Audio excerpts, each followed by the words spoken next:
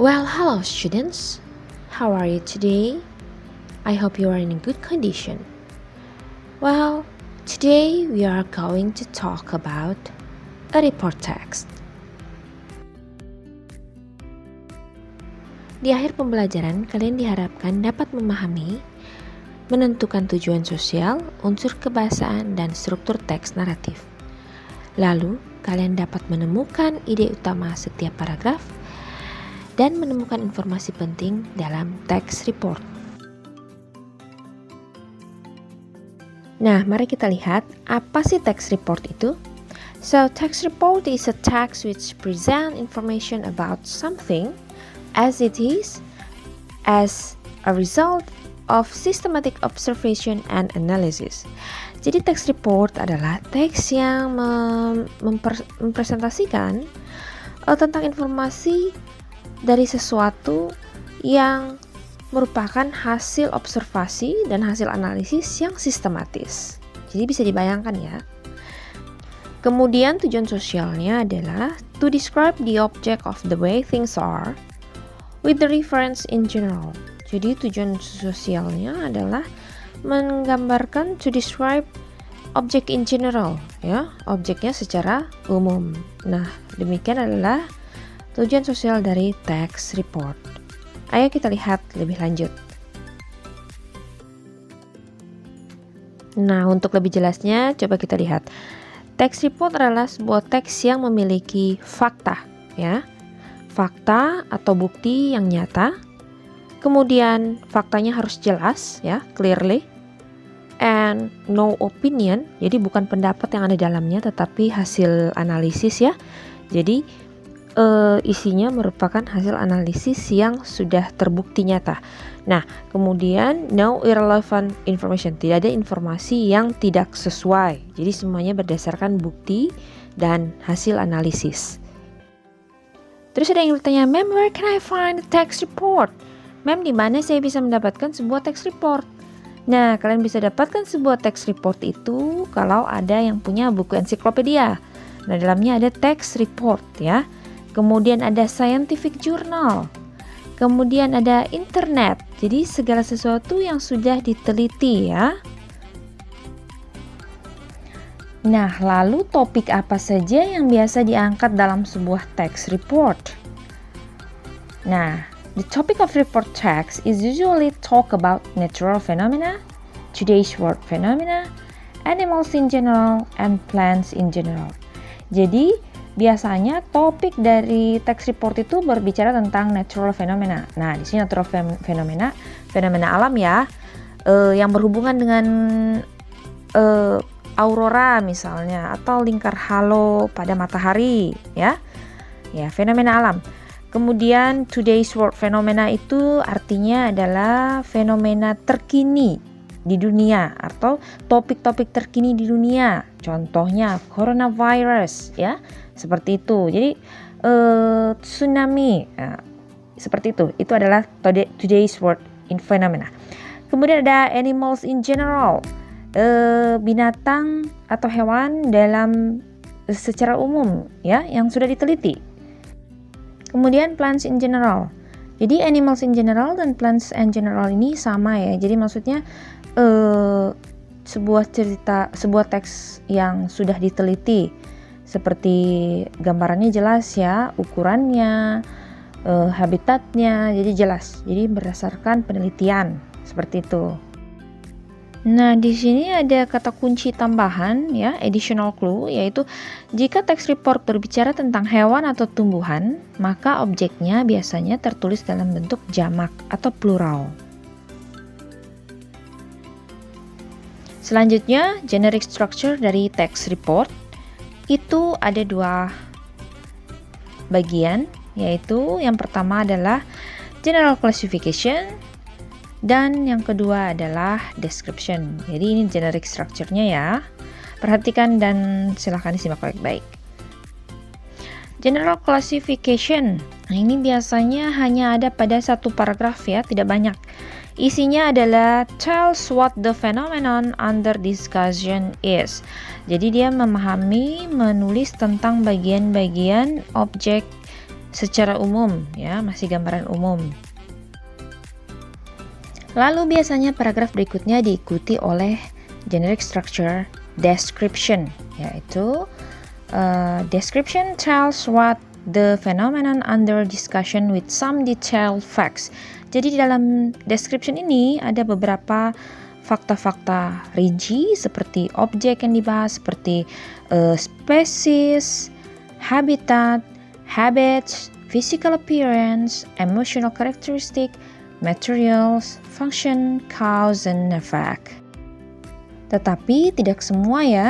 Contohnya kalau teks tentang animal atau hewan, itu kan hanya berbicara tentang species, habitat, habits, physical appearance, emotional, ya. Tetapi kalau kalian berbicara tentang word phenomenon, kalian akan lebih berbicara tentang species, physical characteristics, mungkin emotional, dan cause and effect, seperti itu. Jadi tidak semua ada, tergantung teks yang kalian bahas, ya. Nah, language features of text report atau tata bahasa yang biasa digunakan, ciri-cirinya sebuah text report itu tertulis dalam kalimat simple present tense. Jadi kayak seperti tes deskriptif juga ya, tetapi berbeda. Nah, kemudian memiliki kadang juga ditulis dalam kalimat menggunakan past tense, tetapi jika hewan atau tanaman tersebut sudah punah ya, extinct. Kemudian sering menggunakan passive sentence ya, frequent use passive sentence, menggunakan timeless present tense, penanda waktu seperti always, usually, often, ya, seperti itu ya. Kemudian menggunakan scientific terms. Nah, ini yang istilah-istilah ilmiah ini yang utama ciri-cirinya ya. Ada istilah-istilah ilmiah yang penting yang harus kalian perhatikan. Jika ada itu, berarti itu adalah text report. Kalau tidak ada, berarti itu adalah sebuah teks deskriptif saja. Ayo kita lihat contoh dari text report. Ini tentang hewan ya yang di sini. Okay, we talk about panda. Nah, kalian coba pause dulu, lalu dibaca teksnya ya.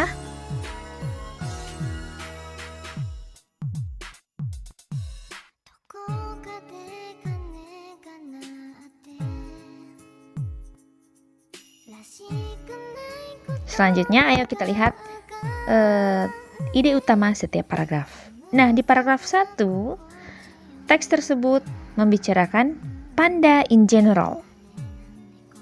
Lalu kalau kalian perhatikan di paragraf kedua, ide utamanya adalah physical appearance of panda. Kalian bisa lihat kembali teksnya.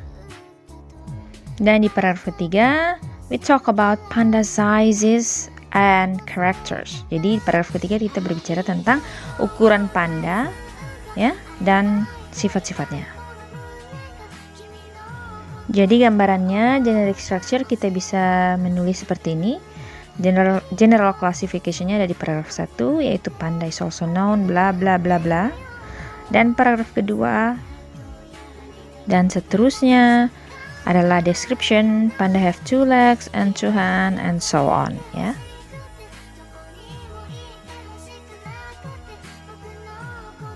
Kemudian kalian bisa tulis detail facts-nya seperti ini. Nah, ini tolong diperhatikan karena akan menjadi bagian dari tugas kalian. Kemudian detail facts-nya untuk teks panda kita bisa memilih species, habitats, habits. Ya, jadi di sini ada spesiesnya, ditulis deskripsinya di page 1 line 1 until 2. Jadi halaman paragraf 1 baris pertama dan kedua. Kemudian habitat originated from central China, deskripsinya ya. Kemudian ada dari paragraf 1 line 2, paragraf 1 baris kedua dan seterusnya. Kalau habitat itu adalah tempat tinggal, maka habits itu adalah kebiasaan. Nah, di sini kalian bisa lihat teksnya yang berisi kebiasaan, yaitu they consume bambu, mereka makan bambu. Their main diet, but they also bla bla bla. Nah, lihat kebiasaannya ya, habits. Detail facts berikutnya yang ada dalam teks panda itu adalah physical characteristic.